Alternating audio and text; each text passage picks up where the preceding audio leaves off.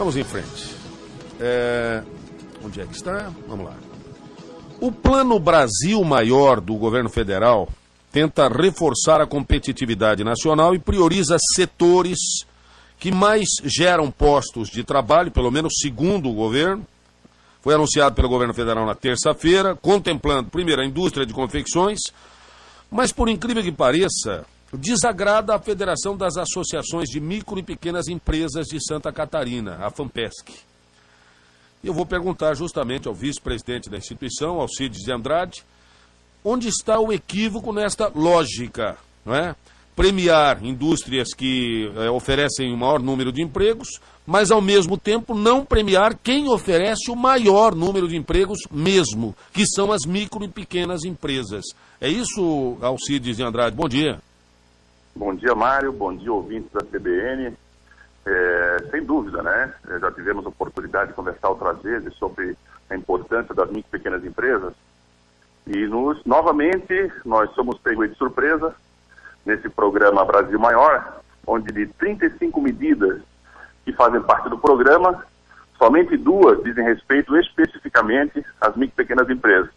E 2 que não mudam a questão estrutural. São 2 que somente aumentam volume de financiamento. Não mexe em juro, não muda problemas estruturais, ao passo de que hoje no Brasil, quase 70% dos postos de trabalho são gerados pelas micro e pequenas empresas. Então nos parece uma questão meio paradoxal, né? Meio contraditória. Como é que você faz um plano privilegiando a geração de emprego, os setores que mais geram trabalho, postos de trabalho, e você não tem nenhuma medida diferenciada em prol das micro e pequenas empresas? Bom, na verdade, o chamado Plano Brasil Maior, ele contempla as indústrias, as grandes indústrias de confecção, mas não conseguem chegar às micro e pequenas empresas que são responsáveis, na grande maioria, e na somatória, por quase 70% dos postos de trabalho. Neste caso, as micro e pequenas não recebem os incentivos do chamado Plano Brasil Maior? Isso, ainda é muito, não está ainda divulgado de forma muito clara, especificamente quais são essas medidas, né? Mas uma delas que está se falando muito é sobre a desoneração da folha, né? Se você olhar bem, hoje a micro e pequena empresa, do setor de confecção ou de outros setores atingidos pelo plano, já pagam aí na faixa de 31% de encargos trabalhistas e sociais, né? E ao passo que as empresas enquadradas no Simples, né? Ao passo que as outras empresas, esse encargo chega aí a 60%, muitas vezes passa disso. Então, se a prioridade desse programa é desonerar a folha, não vai atender as micro e pequenas empresas, porque de alguma forma nós já temos esse benefício através do Super Simples, certo? E mais, Mário, claro que tem que se dar um tempo para o programa entrar em vigor, para ver se efetivamente vai atender, mas claramente para nós, já é muito claro que não irá atender. Eu lembro de um diálogo que nós tivemos no passado, né, falando da nossa Constituição Federal, que as micro e pequenas empresas, elas devem ter sim um tratamento diferenciado que precisa. E por quê? Né? Isso não é uma questão de favor nenhum, né? É uma questão que a pequena, ela não tem condições de concorrer em igualdade de condições com as grandes. A grande possui um poder de barganha muito maior. A grande possui acesso a créditos de ICMS, a grande possui uma rede de relacionamento. Hoje, para você ter uma ideia, Mário e ouvintes, a Câmara Federal está fazendo algumas audiências públicas pelo Brasil e apresenta um dado surpreendente. Que há uns 10 anos atrás, sobre importação de confecções, somente empresas importadoras, com atividade fim de importação, traziam esses produtos. De 6 anos para cá, as grandes indústrias nacionais de confecção e têxteis começaram a importar. Por quê? Porque é mais barata a indústria importar do que ela fabricar. E o que está se vendo hoje é que indústrias de outros tamanhos também já estão importando. Grandes empresas botam fábricas na China, porque a mão de obra lá é mais barata. O dólar, o câmbio desfavorável também, faz com que seja muito mais barato você produzir na China, no exterior, em países da Ásia principalmente, do que produzir no Brasil. Então, como sair desse gargalo, né? Viajamos a Brusque na semana passada e visitamos a nossa associação Micro e Pequenas Empresas de Brusque, onde o vice-presidente nos falou, como é que eu vou conseguir concorrer com a China? Uma jaqueta de tactel que eu faço aqui, de microfibra, o meu custo é R$32. Entra em Itajaí, trazido da China, a mesma jaqueta com igual qualidade, a R$22. Você acha que essas empresas de Brusque vão sobreviver?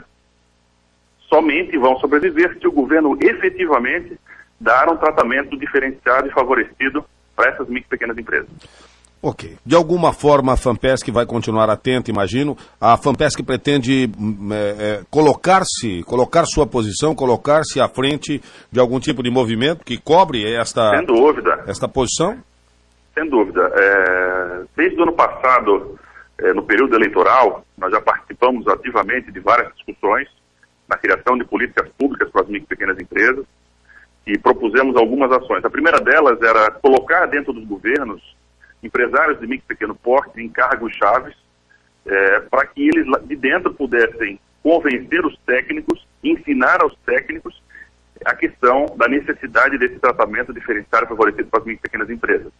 Em nível estadual, o governador Colombo foi sensível e criou uma diretoria de apoio à micro e pequena empresa, e com mais 5 cargos lá que estão fazendo um trabalho de prospecção, de identificação das necessidades. Inclusive, nessa visita a Brusque, o diretor de apoio à micro e pequena empresa do governo do estado foi junto e pôde sentir, como a região de Brusque está tendo problemas com a questão de demissão de pessoas desse segmento.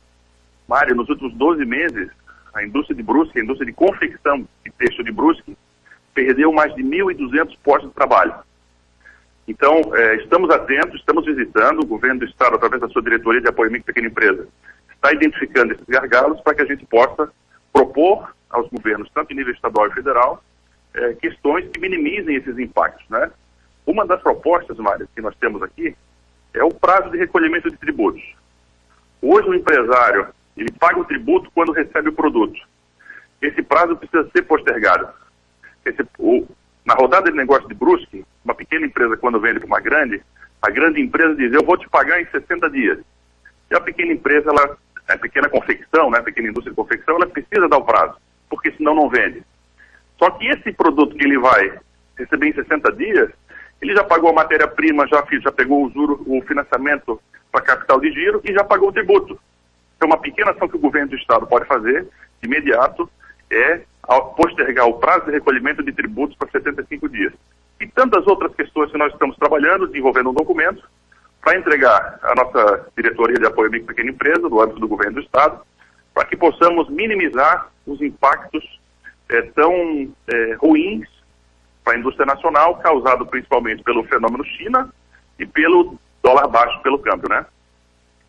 Ok, Alcides Andrade, obrigado pela entrevista. Vamos acompanhar de perto o Plano Brasil Maior, que o governo federal começa a divulgar, até para chegarmos a esses detalhes. Muito obrigado mais uma vez. Mário, obrigado e estamos sempre à sua disposição, à disposição dos ouvintes da CBN. Muito bem, são 10 horas e 13 minutos, 10 e 13, 15 graus a temperatura. Vamos a um breve intervalo e já retornaremos. Um minutinho.